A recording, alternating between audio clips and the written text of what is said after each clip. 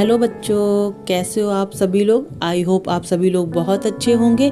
मैं आप सभी का स्वागत करती हूँ आपके अपने चैनल के लॉ इन हिंदी पर। आज की इस वीडियो में कोड ऑफ सिविल प्रोसीजर यानी सीपीसी की बहुत ही इम्पोर्टेंट और अक्सर पूछे जाने वाले टॉपिक को समझेंगे, जो है miss joinder and non joinder of parties. कई बार मुकदमे में गलत व्यक्तियों को पक्षकार बना दिया जाता है या जरूरी व्यक्ति को शामिल ही नहीं किया जाता है। ऐसी स्थिति में ये जानना बेहद जरूरी हो जाता है कि जॉइंडर और नॉन जॉइंडर क्या होता है, इसका वाद पर क्या प्रभाव पड़ता है। तो आज की वीडियो में हम इन्हीं सभी को समझेंगे उदाहरण और केस लॉ के साथ। तो चलिए शुरू करते हैं आज का वीडियो।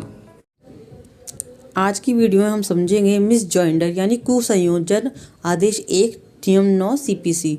सबसे पहले समझते हैं इसका अर्थ। जब भी किसी मुकदमे में ऐसे व्यक्ति को गलत तरीके से शामिल किया जाता है जहां कानून या तथ्य का कोई भी सामान्य प्रश्न ना हो और जहां उनके हित या एक दूसरे से जुड़े हुए ना हो और आपस में टकराते हो, ठीक है। यह तब हो सकता है जब बहुत सारे वादी शामिल हो या जिनके दावे एक दूसरे से जुड़े हुए ना हो, या जब कई प्रतिवादियों पर मुकदमा किया जाए जबकि उनके खिलाफ कार्रवाई का कोई सामान्य कारण ना हो, ठीक है। सीपीसी के अंतर्गत न्यायालय आमतौर पर कुसंयोजन यानी मिस जॉइंडर पक्षकार के कारण मुकदमा खारिज नहीं कर सकता है, अपितु सही तरीके से शामिल पार्टियों के लिए मामले को आगे बढ़ाता है और एक ऐसा आदेश जारी कर सकता है जो गलत तरीके से शामिल पार्टी पर लागू ना हो। मान लो आपने किसी भी व्यक्ति को ऐड कर लिया है लेकिन उसका उस मैटर से कोई लेन देन नहीं है, ना तो उसका उसमें हित बनता है ना उसमें वो शामिल होना चाहता है, लेकिन आपने उसका नाम डाल दिया है। इससे क्या करेगी जज जो होगा वो ये कहेगा कि जो आपने मिस जॉइंडर पार्टी का नाम डाला हुआ है उसको हटा देगा, उसकी वजह से वो वाद को खारिज नहीं करेगा, ठीक है। इसको हम एग्जाम्पल से समझते हैं कि राम ने श्याम से 50,000 रुपये उधार लिए और वापस नहीं किए। राम ने मुकदमा दर्ज किया लेकिन गलत तरीके से श्याम के भाई मोहन को पार्टी बना लिया जिसका उसमें कोई रोल ही नहीं था, जबकि उसका लेन देन में कोई संबंध ही नहीं था। तो मोहन को पक्षकार बनाना ही मिस जॉइंडर यानी कुसंयोजन है, ठीक है। अब इसके हम उद्देश्य समझते हैं। कुसंयोजन के विरुद्ध नियम। पहला है भ्रम और देरी को रोकना। असंबंधित मामले सुनवाई को जटिल बना देते हैं, ठीक है। जिसका कोई संबंध नहीं हो उस वाद से, उससे क्या होता है, जो वाद होता है वो बहुत ज़्यादा कॉम्प्लिकेटेड हो जाता है, जिससे न्यायाधीशों के लिए साक्ष्यों को अलग करना कठिन हो जाता है और कार्रवाई जो लंबी हो जाती है। सेकंड है प्रक्रियात्मक दक्षता। अलग अलग मामलों के लिए अलग अलग मुकदमे चलाने से लंबे समय तक समय और लागत की बचत होती है, बजाय इसके कि एक ही जटिल मुकदमा चलाया जाए। थर्ड है उत्पीड़न से बचाव। इससे प्रतिवादियों को उन दावों से परेशान होने से रोका जा सकता है जिसमें वे शामिल नहीं हैं, जिससे गवाहों और पक्षों की अनावश्यक उपस्थिति कम हो जाती है। बिना बात के जब किसी भी व्यक्ति को मिस जॉइंडर बनाया जाता है जिसका उस वाद से कोई कनेक्शन ही नहीं होता है, उससे क्या होता है, जो पक्षकार होते हैं जिन्हें शामिल किया जाता है कुसंयोजन के थ्रू, वो भी परेशान होते हैं। गवाह को कोर्ट में बुलाने से उसका और जो कोर्ट होता है उसका समय बर्बाद होता है और जो वाद होता है वो उलझ जाता है, जिसे सुलझाने में ही बहुत ज़्यादा समय जाता है, ठीक है। तो इसीलिए कुसंयोजन जो होता है पक्षकार उसको हटा दिया जाता है जिससे वाद जो है सुचारू रूप से चल सके। फोर्थ है सूट के दायरे को बनाए रखना, यानी जो वाद है उसको उसके जो दायरे को है उसे बनाए रखने के लिए ये किया जाता है कि सूट को एक चरित्र के रूप में सूट से दूसरे चरित्र के सूट को बदलने से रोकता है, जिससे भूल उद्देश्य संरक्षित रहता है। अब देखते हैं प्रमुख शक्तियाँ और प्रावधान। आदेश 1 और नियम 9 ये मुख्य प्रावधान है जो गलत पक्षकार को शामिल करने या शामिल न करने के कारण बर्खास्तगी को रोकता है और न्यायालय को वास्तव में उपस्थित पक्षकारों के अनुसार मामले से निपटने की अनुमति देता है। इसमें बताया गया है कि जो हमारा सीपीसी का प्रावधान है उसमें दो तरीके से जो शक्तियाँ दी गई हैं। पहला है कि गलत व्यक्ति को अगर जोड़ा गया है तो उसे हटाया जाए और जो व्यक्ति आवश्यक है उसे जोड़ा जाए, जिससे कि जो निपटारा हो सके वाद का वो आसानी से हो सके। पक्षकारों को हटाना ये आता है आदेश 1 नियम 10 के अंतर्गत। न्यायालय मुकदमे को सुव्यवस्थित रूप से चलाने के लिए उन पक्षकारों को हटा सकते हैं जिन्हें अनुचित यानी बिना बात के जोड़ा गया, जिसका कोई रोल ही नहीं है उस वाद में, गलत तरीके से जोड़ा गया है।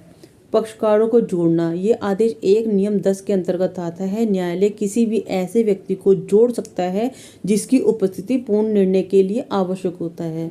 मिसजॉइंडर में क्या होता है, गलत पक्षकार को जोड़ा जाता है जिसका कोई रोल नहीं है, कोई उसको ना तो उसका हित उसमें है, ना वो कोई उसमें हित मांग रहा है, बिन बात के उसे जोड़ा जा रहा है जिससे कि मिसलीड किया जा सके कोर्ट को। ठीक है, और इसमें ऐसे व्यक्ति को जोड़ना आवश्यक होता है जिसका उसमें महत्वपूर्ण भूमिका है वाद के अंदर, जिसका उसका हित बनता है और जिसके उस वाद में शामिल होने से जो निर्णय है वो आसानी से हो सकता है। उसके बाद में पृथक परीक्षण, आदेश 2 नियम 3, गलत तरीके से जुड़े वादों के लिए न्यायालय भ्रम से बचने के लिए पृथक परीक्षण का आदेश दे सकता है। यानी अलग से भी उनका निरीक्षण किया जा सकता है कि भाई ये व्यक्ति इसमें शामिल था या नहीं था, अगर नहीं है तो इसको हटाया जाए, जो इम्पोर्टेंट व्यक्ति है, जो महत्वपूर्ण व्यक्ति है, जिसका वाद में रोल है, उसे जोड़ा जाए। अपील पर कोई भी उलटफेर नहीं होता।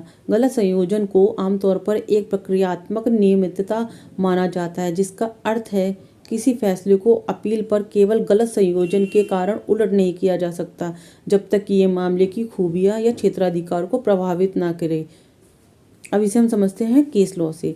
श्रीमती निर्मला बनाम श्रीमती विमला भारती और अन्य दिल्ली उच्च न्यायालय प्रतिवादी के गलत पक्षकारों को शामिल करने की दलील पर विचार करते हुए स्पष्ट किया गया कि ऐसे दलीलों को कि उनके सार के लिए जांच की जाती है और यदि गलत पक्षकार को शामिल करने के बावजूद मूल मुद्दा व्यवहार बना रखता है तो न्यायालय आगे बढ़ सकता है। मतलब इस वाद में ये कहा गया है कि यदि किसी कुसंयोजन मिसजॉइंडर के जोड़े जाने से उस वाद पर कोई असर नहीं होता है, कोई उसका मूल रूप बदलता नहीं है, ना किसी का हित अहित होता है, तो उस जॉइंडर को हटाया नहीं जा सकता, मिसजॉइंडर को हटाया नहीं जा सकता। ठीक है, अब है पतासीबाई बनाम रतनलाल। इस वाद में प्रकाश डाला गया था कि यदि किसी पक्ष को गलत विवरण भ्रामक नहीं है और लिखित बयान में उसे सुधार दिया गया है तो इसे डिग्री अमान्य नहीं होती है। मतलब अगर कोई गलती की गई है, किसी मिसजॉइंडर का नाम डाल दिया गया है और बाद में उसे हटा भी दिया गया है तो इससे कोई भी डिग्री पे असर नहीं होगा। नेक्स्ट है नॉन जॉइंडर यानी असंयोजन, आदेश 1। असंयोजन नॉन जॉइंडर मुकदमे में आवश्यक पक्षकार और उचित प्रकार के को शामिल न करना। जब कोई ऐसा व्यक्ति जिसके बिना न्यायालय प्रभावी और पूर्ण निर्णय नहीं दे सकता उसे पार्टी नहीं बनाया जाता तो उसे असंयोजन पक्षकार कहा जाता है, यानी नॉन जॉइंडर। ठीक है, अब संबंधित प्रावधान देखते हैं इसके कि ऑर्डर 1 रूल 9 सीपीसी के अंतर्गत पार्टियों के यानी पक्षकारों के कुसंयोजन या असंयोजन के कारण वाद को खारिज नहीं किया जाएगा। ये हमने ऊपर भी देखा था कि अगर कोई गलती होती है, किसी व्यक्ति को गलत तरीके से जोड़ दिया जाता है या कोई व्यक्ति रह जाता है तो उससे क्या होता है, उससे वाद को खारिज नहीं किया जाएगा। बस न्यायालय क्या करेगा, उनको आदेश देगा कि भाई सही व्यक्ति को जोड़ा जाए और गलत व्यक्ति को हटा दिया जाए, सिंपल। ठीक है, लेकिन यदि आवश्यक पार्टी शामिल नहीं है तो वाद प्रभावित हो सकता है। आदेश 1 और नियम 10 सीपीसी के अंतर्गत न्यायालय को यह अधिकार है कि उसे पक्षकार को शामिल करने की आवश्यकता है और उचित भी है।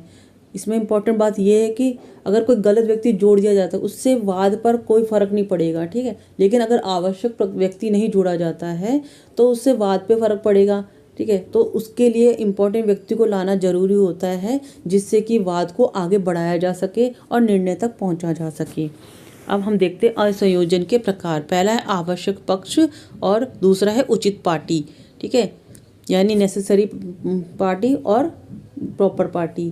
पहला है आवश्यक पक्ष, वह पक्ष जिसकी उपस्थिति न्यायालय द्वारा अंतिम और प्रभावी निर्णय पारित करने के लिए आवश्यक हो, उसे हम कहते हैं आवश्यक पार्टी यानी नेसेसरी पार्टी। दूसरा है उचित पार्टी यानी प्रॉपर पार्टी, एक पक्ष जिसकी उपस्थिति से न्यायालय को मामले का अधिक व्यापक रूप से निर्णय देने में मदद मिलती है लेकिन उसकी अनुपस्थिति प्रभावी निर्णय को बाधित नहीं करती है, उसे प्रॉपर पार्टी कहते हैं यानी उचित पक्षकार। आप देखते हैं कानूनी प्रावधान और प्रभाव। आदेश 1 नियम 9 पक्षकारों को शामिल न करने के आधार पर राज्य के मुकदमों को खारिज नहीं किया जाना चाहिए, लेकिन यह आवश्यक पक्षकारों पर लागू नहीं होता है। ठीक है, 99 धारा यानी 99 धारा के अंतर्गत जब किसी भी मामले में पक्षकारों को शामिल न किया जाए तब तक गैर शामिल होने के आधार पर दिए गए निर्णय को पलटने पर रोक है, लेकिन इसमें आवश्यक पक्षकारों को न शामिल करना विशेष रूप से शामिल नहीं होता है।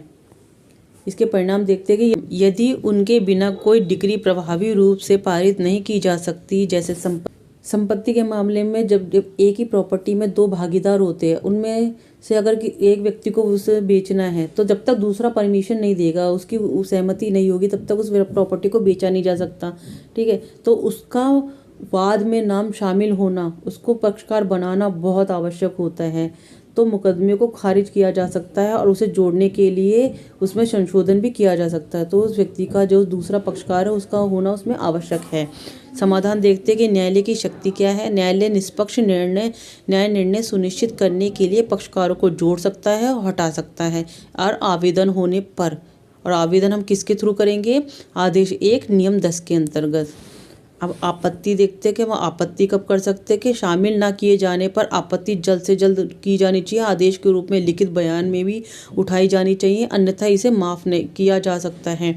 मान लो एक व्यक्ति ने अभी हमने ऊपर बताया कि जब एक ही प्रॉपर्टी के दो मालिक होते हैं, साझेदार होते हैं, उसमें से एक ने सेल के लिए कर दिया और दूसरे को पता ही नहीं है ना, और जब उसे पता चला तो उसने कोई ऑब्जेक्शन भी नहीं किया, तो उससे क्या होगा? एक समय सीमा के अंतर्गत ही उसे आवेदन करने की परमिशन होगी, अनुमति दी जाएगी। अदरवाइज उसको क्या किया जाएगा? उसको फिर उस केस से बाहर कर दिया जाएगा।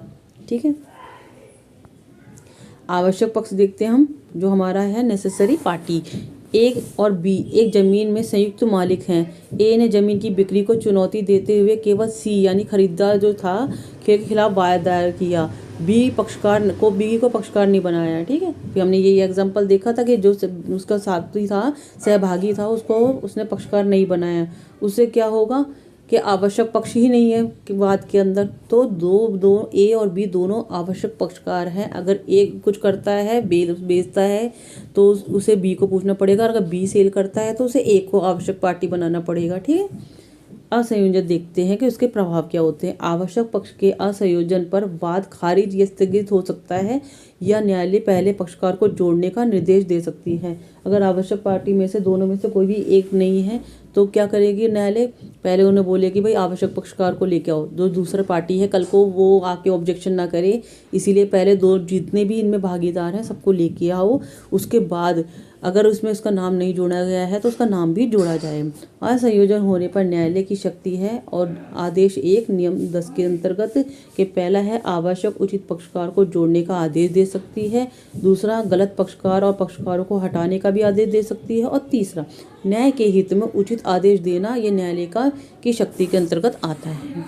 अब समझते हैं हम केस लॉ।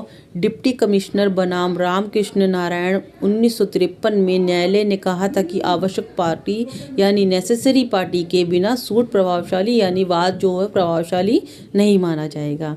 सेकंड है रजिया बेगम बनाम साहबजादी अनवर बेगम 1959 में न्यायालय ने कहा था कि आवश्यक और उचित पक्ष का अर्थ स्पष्ट किया गया है कि न्यायालय को पक्षकारों को जोड़ने की शक्ति दी गई है। ये शक्ति जो होती है जोड़ने की, आवश्यक जो पक्षकार होते हैं उन्हें जोड़ना है, और कौन सा जो पक्षकार है उसे हटाना, ये शक्ति है, ये न्यायालय के पास होती है। असंयोजन एक प्रक्रियात्मक त्रुटि है। यदि आवश्यक पक्ष शामिल नहीं है तो न्यायालय प्रभावी निर्णय नहीं दे सकता है। सीपीसी न्यायालय को अधिकार देता है कि वे अपनी गलती सुधार कर न्याय सुनिश्चित करे। ठीक है, ये गलती होगी अगर उसने आवश्यक पक्षकार को ना जोड़ा और जो मिसजॉइंडर हो उसे हटाया नहीं, तो ये गलतियों को न्यायालय सुधार भी सकता है। आई होप आपको आज की वीडियो समझ में आई होगी। आज हमने बहुत सारी इंपॉर्टेंट चीज़ें जानी है सीपीसी के अंतर्गत, मिसजॉइंडर से रिलेटेड और नॉन जॉइंडर को समझा है। हमने जो भी इसमें पढ़ा है वो आपके लिए बहुत इंपॉर्टेंट है। अगर कोई भी चीज़ समझ नहीं आती तो आप मुझे कमेंट सेक्शन में बता सकते हैं, मैं उसको सॉल्व करने की कोशिश करूँगी। नेक्स्ट वीडियो में हम नेसेसरी पार्टी को समझेंगे और प्रॉपर पार्टी को समझेंगे। तो अगर आपको मेरा पढ़ाया हुआ समझ में आया है तो आप मेरे चैनल को लाइक कीजिए, सब्सक्राइब कीजिए और अपने दोस्तों के साथ शेयर कीजिए। राधे राधे।